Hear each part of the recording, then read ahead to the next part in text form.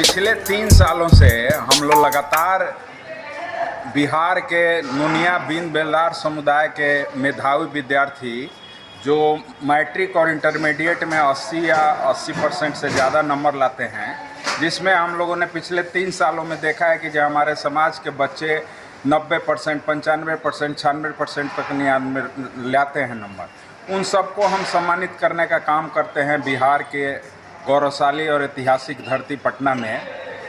क्योंकि ये बच्चे सब गांव से आते हैं और पहली बार पटना शहर देखते हैं, तो एक मकसद ये भी है कि जब गांव के बच्चे पटना शहर में आएंगे तो उनका एक नज़रिया होगा शिक्षा के प्रति, और जो प्रोत्साहन का काम शानदार तरीके से बैंड बाजे के साथ होता है, उससे एक उनको प्रोत्साहित मिलता है। और हमारे समाज के जितने आईएएस और आईपीएस, डॉक्टर्स, इंजीनियर वर्ग के लोग हैं, वही लोग उनको सम्मानित करने का काम करते हैं।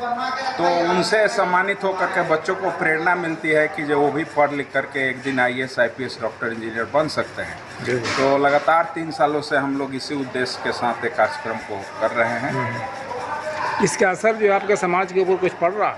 हाँ, इसका असर मैं समझ रहा हूँ कि कोई पहला जो प्रथम नोनिया समाज मेधावी विद्यार्थी सम्मान समारोह हुआ था, उसमें हमको 50 बच्चे बड़ी मुश्किल से मिले थे। लेकिन जब हमने दूसरा किया तो वो आंकड़ा पहुँच गया था 65 पे। अभी ये तीसरा में 100 क्रॉस कर गया है। 104 बच्चों का लिस्ट था हमारे पास। तो मुझे लगता है कि जो इस तरह से कार्यक्रम लगातार चलाने से बच्चों में और पढ़ाई लिखाई के प्रति जागरूकता आएगी और हमारे बच्चे और ज़्यादा से ज़्यादा नंबर लाएंगे। तो ये तो सर एजुकेशन पर बात हो गई।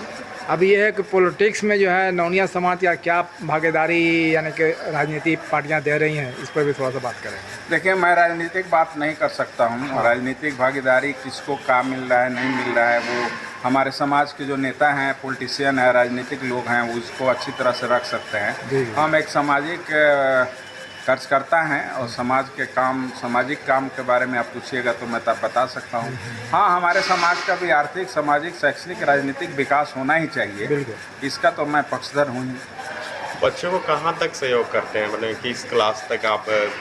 हम लोग बच्चों को मन से कहते हैं कि किसी बच्चे को अगर परेशानी होती है तो हमारा नंबर सबके पास है, आप हमसे संपर्क कीजिए। आपकी पढ़ाई रुके नहीं और आपका पढ़ाई लिखाई कंटिन्यू चलता रहे और आप पूरी पढ़ाई कर सकें, इसके लिए हम लोग पूरे तन मन से आपका धन से मदद करेंगे और आपकी पढ़ाई को पूरी करवाएंगे, आपकी शिक्षा को पूरी करवाएंगे। तो बच्चे संपर्क भी करते हैं। जो आपके जो है समाज के कमज़ोर तबका जिसको आर्थिक कमज़ोर, उसको आप जो है आर्थिक सहायता दे करके एजुकेशन दिलाते हैं? बिल्कुल, आर्थिक कमज़ोर तबकों में मैं कई गाँव में मेरा निःशुल्क ट्यूशन सेंटर चल रहा है। नोनिया समाज के गाँव में छपरा जिला में 2 है, एक शिकारपुर में चल रहा है, एक मदारपुर में चल रहा है, मुजफ्फरपुर जिले में एक चल रहा है। तो और हर साल मैं 2 खोलूँगा। प्रत्येक साल मुझे 2 खोलने का इरादा है। जो गरीब बस्ती है, जहाँ के लोग शिक्षा पर नहीं ध्यान दे रहे हैं, जहाँ पे हमारे समाज के बच्चे ट्यूशन नहीं जा रहे हैं, तो उनको फ्री ऑफ कॉस्ट में ट्यूशन दिलवाने। ये सहयोग व्यक्तिगत तौर पे करते हैं, कोई एनजीओ या ट्यूशन वाला कोई